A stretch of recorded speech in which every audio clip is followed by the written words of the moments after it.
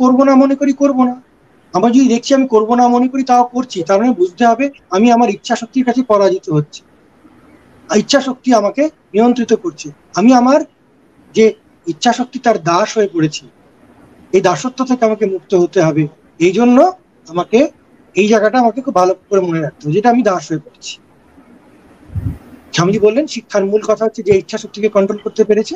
সুতরাং আর দেখতেই পাচ্ছ, মোবাইল বলো, ইন্টারনেট বলো, সবকিছু বলো, অ্যাটম বোম বলো, যাই বলো, সবকিছুর ভালো মন্দ দুটো দিক হয়। তো ভালো দিকটা যদি আমি মনে করছি যে ভালো দিকটা আমি বুঝতে পারছি না, তাহলে আমার সেখান থেকে বিরত থাকা ভালো। আর যদি আমি ভালো দিকটা নিয়ন্ত্রণ করতে পারি, তাহলে আমি তখন তাকে নিয়ন্ত্রণ করতে পারবো। কিন্তু আবার সেই কথা, কে নিয়ন্ত্রণ করবে আর কে অনিয়ন্ত্রণ করবে, সেই তো মনেই ফিরে এলাম। যে মনের মধ্যে নিয়ন্ত্রণ করার কোনো ইচ্ছাই নেই, সে নিয়ন্ত্রণ করবে কেন? সুতরাং আগে ইচ্ছাটিকে, মনটিকে সুন্দর করতে হবে, যে ঠিক ঠিক ইচ্ছা করতে জানে, তাহলে বাকিটা খুব সোজা।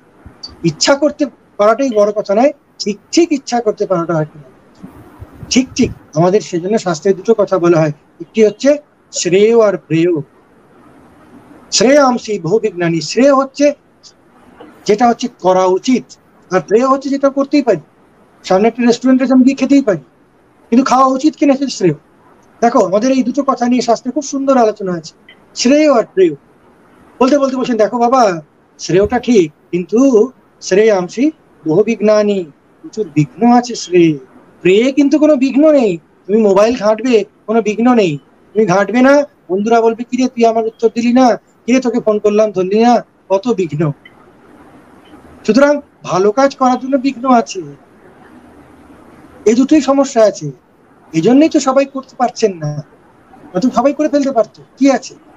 কিন্তু যখন সমস্যাটা আমার নিজের জীবনের, আমার জীবনের শান্তির, স্কিলের, কুশলতার বেড়ে ওঠার, ঠিক মতো একটি মানুষ হওয়ার, তখন বিঘ্ন যতই আসুক, প্রায়োরিটি কোনটা আমাকে জানতে হবে, কোনটা দিকে আমাকে মন দিতে হবে, সেই বুদ্ধিটা আমাকে আমাকে বার করতেই হবে, অন্য কোনো উপায় নেই।